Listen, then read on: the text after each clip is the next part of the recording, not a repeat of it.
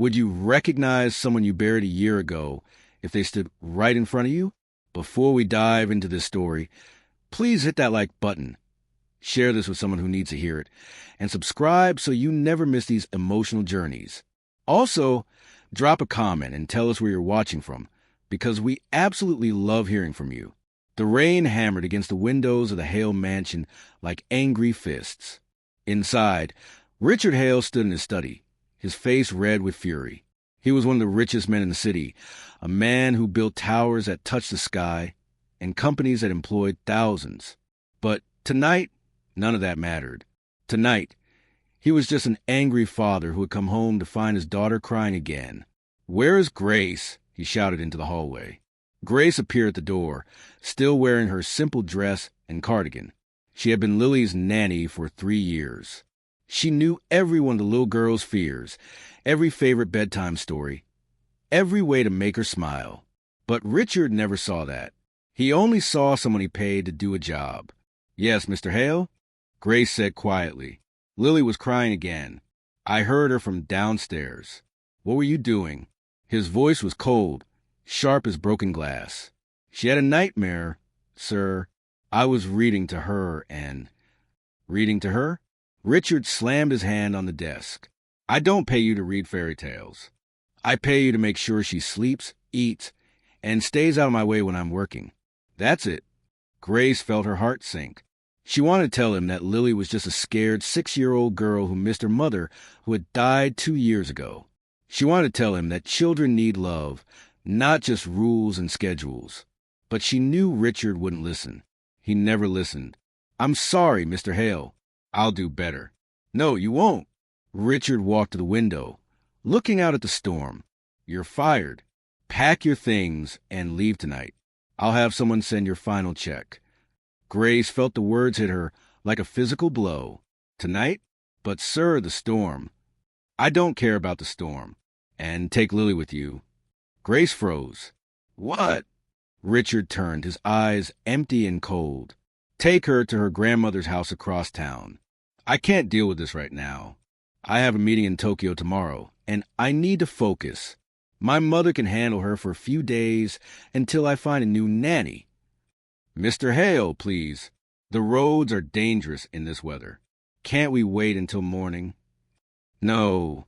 That single word was final, like a door slamming shut. An hour later, Grace carried a sleeping Lily to her old car. The little girl was wrapped in a yellow blanket, her favorite, with stars on it. Grace had packed a small bag with some of Lily's clothes and her stuffed rabbit. Her hands shook as she buckled the child into the back seat. The rain was so heavy Grace could barely see the road. Her windshield wipers worked frantically, but it wasn't enough. Thunder cracked overhead like the world was breaking apart. Lily woke up and started crying. "Where are we going?" the little girl asked, her voice small and frightened.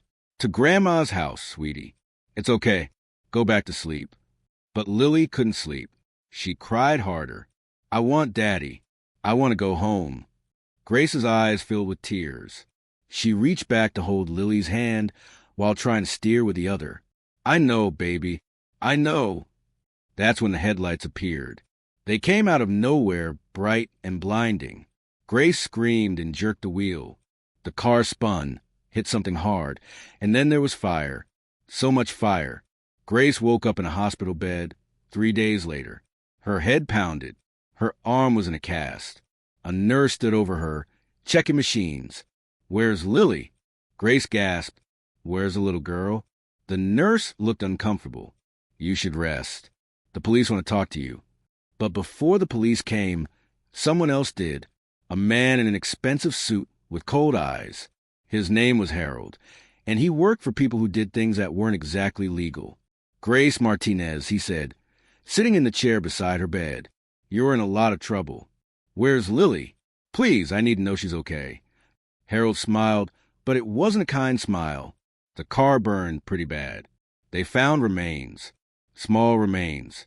Child-sized." Grace felt like she couldn't breathe. No, that's not possible.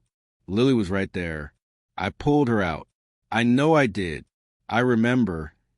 "Your memory is fuzzy from the accident," Harold said smoothly.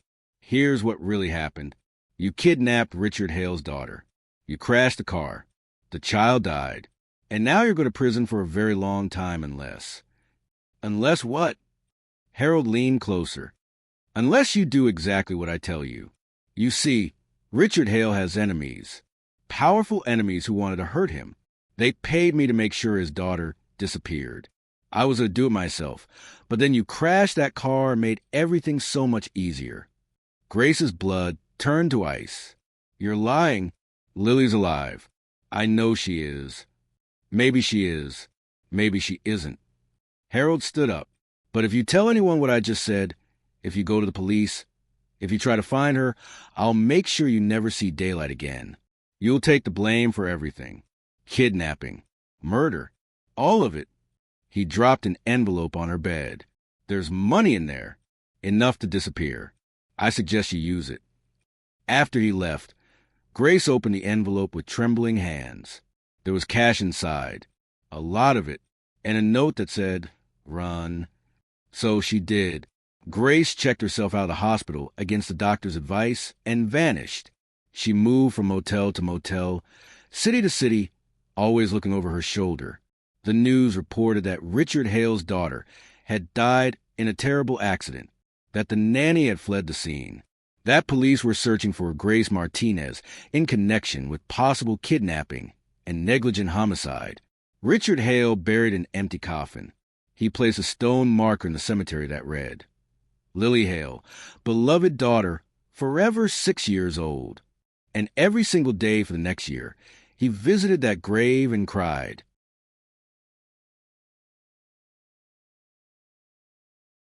Richard Hale was no longer the man he used to be. His empire still stood. His buildings still scraped the sky. But the man who built them had crumbled from the inside out. Every morning at 7 o'clock, he drove to the cemetery. Every morning. He sat beside that small grave and talked to the daughter he believed was beneath the earth. "I'm sorry, Lily," he would say, his voice breaking. "I'm so sorry. I was angry that night. I was tired. I thought I was doing what was best, sending you to Grandma's. I thought you'd be safer away from me. I was wrong about everything." He brought yellow flowers every time. Yellow was Lily's favorite color. He remembered that now, though he hadn't paid attention when she was alive. He remembered so many things too late. The way she laughed when he did funny voices. The way she waited by the door every evening, hoping he'd come home early. The way her face fell when he said he was too busy to read her a bedtime story. Richard's business partners noticed a change. He stopped going to meetings. He turned down deals worth millions. His assistant would find him staring out the window, tears running down his face, his coffee growing cold in his hand. "Mr. Hale, you have a call from Singapore," his assistant would say gently. "Tell them I'm not available." "But, sir, they've been trying to reach you for 3 weeks." "I said I'm not available." His voice was hollow, empty of everything except grief. At night, he wandered through his massive house like a ghost. He stood in Lily's room, which he had kept exactly as she left it. Her toys were still scattered on the floor. Her books were still stacked beside her bed. Her yellow blanket with the stars was gone, burned in the fire, but everything else remained frozen in time. Richard's mother came to visit him once. She was a stern woman who rarely showed emotion, but even she looked worried. "You need to let her go," she said firmly. "This isn't healthy."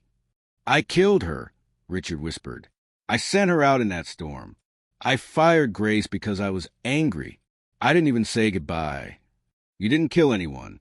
It was an accident. A terrible, tragic accident. If I had just waited until morning. If I had just let Grace stay the night. If I had been a better father." His voice cracked completely. "She needed me, and I wasn't there. I was never there." His mother left that day and didn't return. She couldn't bear to watch her son destroy himself. Meanwhile, in a cheap motel 3 states away, Grace lived in constant fear. She had changed her appearance. She cut her long dark hair short and dyed it blonde. She wore glasses even though she didn't need them. She never stayed in one place for more than 2 weeks. The guilt ate at her like acid. Every night, she dreamed of fire and screaming. Every morning, she woke up gasping, reaching for a child who wasn't there. Harold's money was running out, and she had taken to cleaning houses for cash, always nervous that someone would recognize her face from the news. But worse than the fear was the not knowing. Was Lily really dead? Grace's memory of that night was broken, full of holes. She remembered pulling someone from the car. She remembered small hands in hers. She remembered running. But then everything went black, and when she woke up in a hospital, Harold was there with his threats and his terrible smile. Sometimes Grace would see little girls with dark hair, and for just a second, her heart would stop. She would think, could it be her? But then the girl would turn around and be a stranger, and Grace would feel that crushing disappointment all over again. She wanted to go to the police. She wanted to tell them everything Harold had said. But what proof did she have? It would be her word against his, and she was already wanted for questioning. They would lock her up and throw away the key, and if Lily was out there somewhere,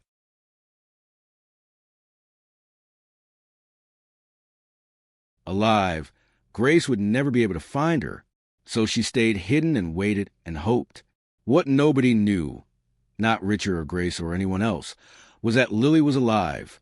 She had survived the crash with burns on her arms and legs and a head injury that stole most of her memories. A stranger had pulled her from the wreckage before the car exploded completely. That stranger, frightened by the scene and not wanting to get involved, had left her at a church 3 towns over. The church called an ambulance. The hospital treated her burns and tried to identify her, but the little girl couldn't remember her name. She called herself Leah because that was the only sound she could make that felt familiar.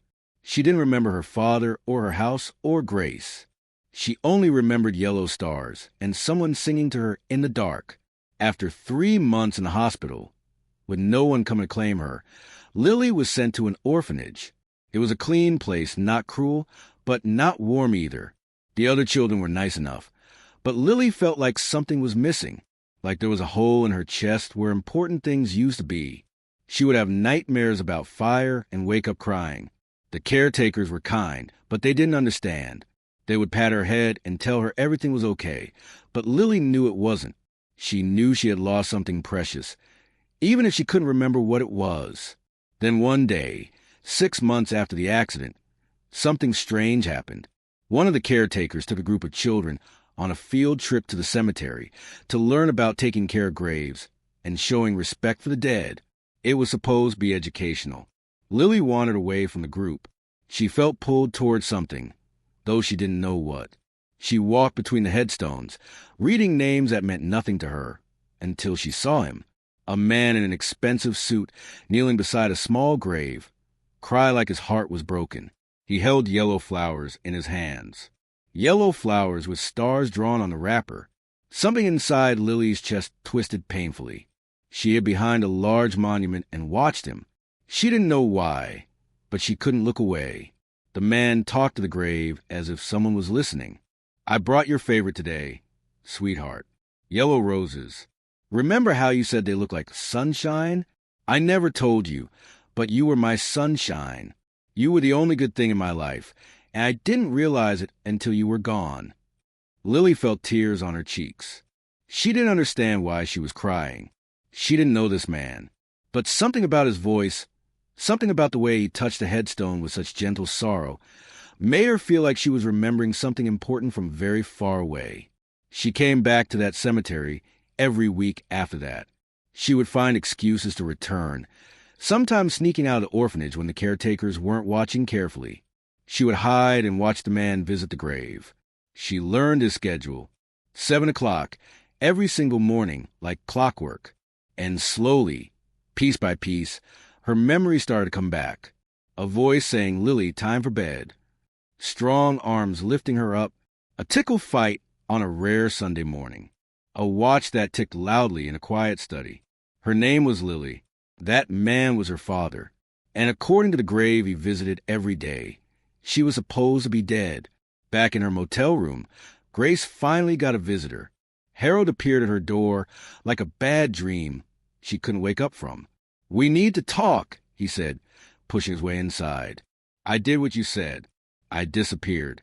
What more do you want?" Harold sat down heavily. He looked older, tired. I'm getting out of the business. Too much heat, too many close calls. Before I go, I figured I owed you the truth. Grace's heart started racing.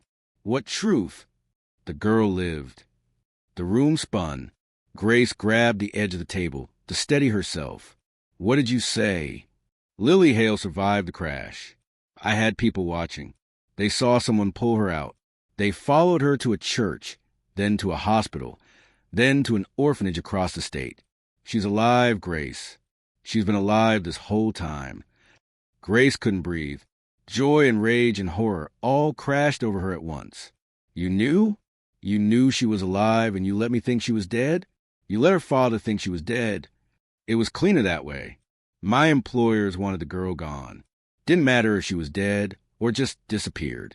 Either way, Richard Hale suffered, and that's what they paid for. Where is she? Grace demanded, her voice shaking with fury. Tell me where she is right now, or I swear. Harold held up his hands. St. Maria's orphanage, about 200 miles from here. But Grace, here's the thing. You can't just show up and take her. You're wanted for kidnapping and suspected murder. The second you surface, you go to jail. And Lily? She doesn't even remember who she is. Head injury messed up her memory real bad. He stood to leave. I'm telling you this because I'm trying to clear my conscience before I disappear. What you do with the information is up to you. But think carefully.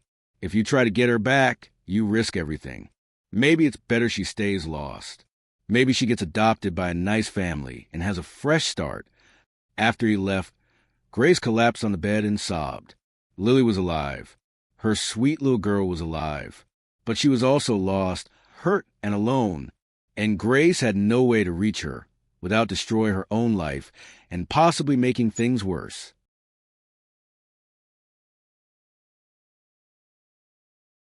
If you're feeling the emotion of this story, please hit that like button right now. Share this with someone who needs to hear it. And don't forget to subscribe so you never miss these powerful stories. Drop a comment below and tell us where you're watching from, because we absolutely love hearing from you.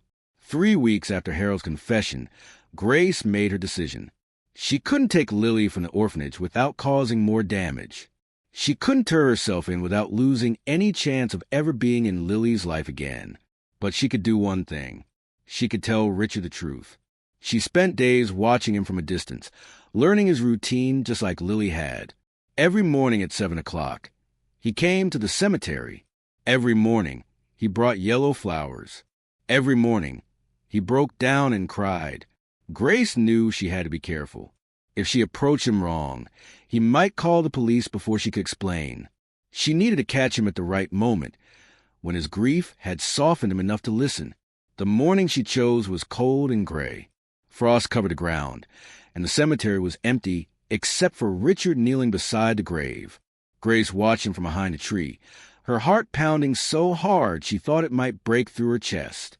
But before she could move, someone else appeared, a small figure walking slowly between the headstones. A girl with dark hair and a yellow scarf, about 7 years old now. She walked straight toward Richard, no longer hiding. Grace gasped and pressed herself closer to the tree. That was Lily. It had to be. But what was she doing? Richard didn't notice the girl at first. He was placing the yellow flowers against the headstone, arranging them carefully, talking softly. I had a dream about you last night. Sweetheart, you were laughing and chasing butterflies in the garden. When I woke up, I forgot for just a second that you were gone. For just 1 second, I was happy. Then I remembered, and it felt like losing you all over again. Why are you talking to my grave if I'm standing right here? A small voice asked. Richard froze.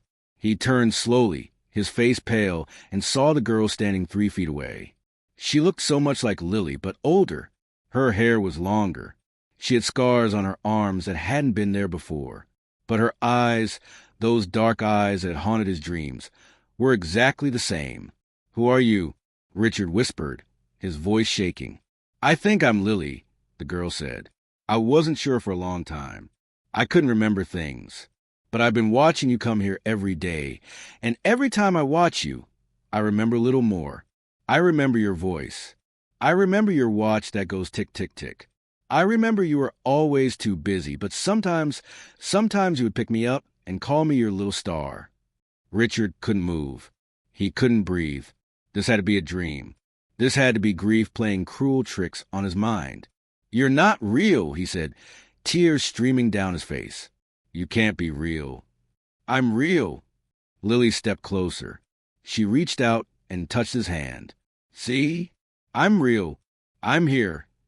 Richard grabbed her hand like a drowning man grabbing a rope. Her hand was warm, solid, alive.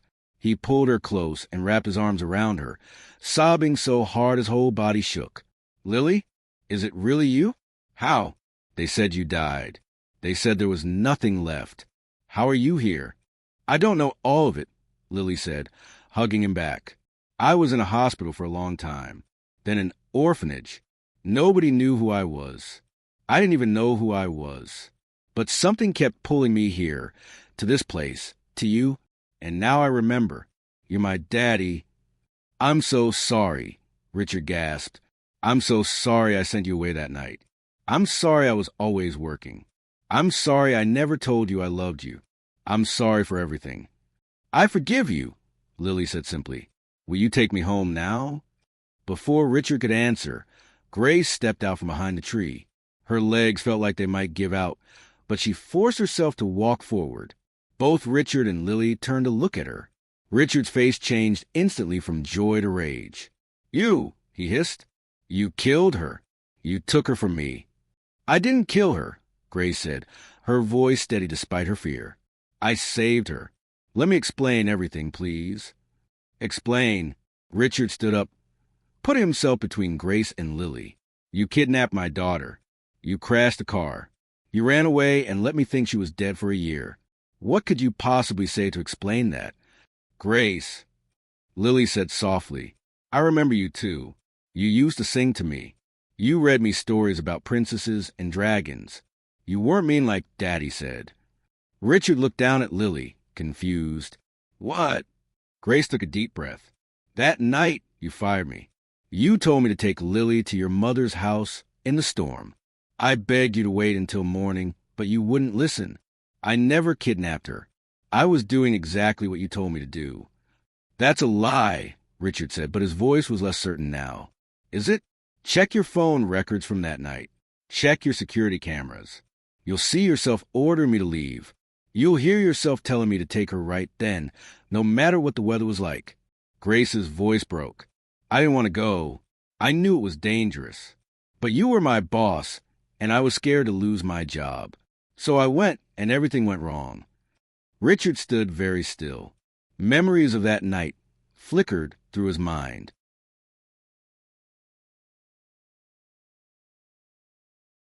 He had been angry. He had been harsh. He remembered telling Grace to leave immediately, but he had convinced himself later that it hadn't happened that way. He had rewritten the story in his head to make it less his fault. The crash, he whispered. What happened? We hydroplaned. Another car came out of nowhere. We hit something and the car caught fire. I pulled Lily out. I know I did. But then I hit my head and everything went black. When I woke up in the hospital, there was a man there. His name was Harold. He worked for people who wanted to hurt you by hurting your family. Grace's voice shook with emotion. He told me Lily was dead. He showed me news reports. He threatened me. He said if I went to police, he would make sure I went to prison for kidnapping and murder. He gave me money and told me to disappear. So I did. I've been running ever since, living in cheap motels, taking cash jobs, always looking over my shoulder. Then how is she here? Richard demanded, gesturing to Lily. Harold came to me 3 weeks ago. He's leaving the country, getting out of his criminal life. Before he left, he told me the truth. He said Lily survived. Someone pulled her from the car after I blacked out and left her at a church. She ended up in an orphanage with no memory of who she was. He knew where she was the whole time. He let both of us suffer, because that's what he was paid to do. Richard felt like the ground was falling away beneath him. Why didn't you come to me sooner? Why didn't you tell me she was alive? I only found out 3 weeks ago, Grace said. and I've been trying to figure out what to do. I'm still wanted by the police. If I turn myself in, I lose any chance of being in Lily's life. If I take her from the orphanage, I'm a kidnapper for real this time. I came here today to tell you the truth and let you decide what happens next." Lily pulled away from Richard and walked over to Grace. She took Grace's hand. "You saved me. I remember now. You pulled me out of the fire even though you were hurt too. You kept saying, 'I've got you, baby. I've got you.' Then everything went dark." Grace dropped to her knees and hugged Lily tight. "I'm so sorry. I'm so sorry I couldn't protect you better. I'm sorry you ended up alone and scared." "It's okay," Lily said. "You tried. You did your best." Richard watched them, his anger draining away like water from a broken dam. He had spent a year blaming Grace, hating her, imagining her as a monster. But the truth was so much more complicated. She had been following his orders. She had tried to save Lily. She had lived in fear and guilt, while he had lived in grief and blame. And the real monsters were Harold and the people who paid him, and himself, for being so cold and cruel that night. "I don't know what to do," Richard said quietly. "I don't know how to fix this." Grace stood up slowly. "You don't have to fix everything. You just have to take care of her now. Love her. Be the father she needs. I'll turn myself in. I'll tell the police everything. It's time I stop running." "No," Lily said firmly. Both adults looked at her in surprise. "Grace didn't do anything wrong. If she goes to jail, that's not fair. Daddy, you have money. You have lawyers. Fix this. Make it right." Richard stared at his daughter. When had she become so brave? When had she grown old enough to see clearly what was right and wrong? He thought about the past year. All those mornings at the grave. All those nights in her empty room. He had promised himself that if he ever got a second chance, he would be different. He would be better. This was that chance. "Okay," he said. "Okay, I'll call my lawyers. We'll figure this out. We'll get the truth on record. We'll find Harold and make him testify about what really happened. We'll clear your name, Grace." "And then what?" Grace asked. "You'll still need someone to help with Lily. She's been through so much. She'll need time to adjust." Richard looked at her for a long moment. "Then I hire you back. Not as a nanny this time. As part of our family. Someone who actually cares about my daughter the way I should have cared about her from the start." Grace started crying. "You mean that?" "I mean it. I've spent a year learning what matters. And what matters is that Lily is alive, and she needs people around her who love her." Richard's voice grew stronger. "I won't make the same mistakes twice. I won't be too busy. I won't be cold. I won't push away the people who matter." Lily took both their hands. "Can we go home now? Together?" Richard looked at the gravestone behind him. For a year, it had been the center of his world. Now it was just a stone with a name on it, marking a death that never happened. Tomorrow, he would have it removed. Tomorrow, he would start the legal work to bring his daughter back officially.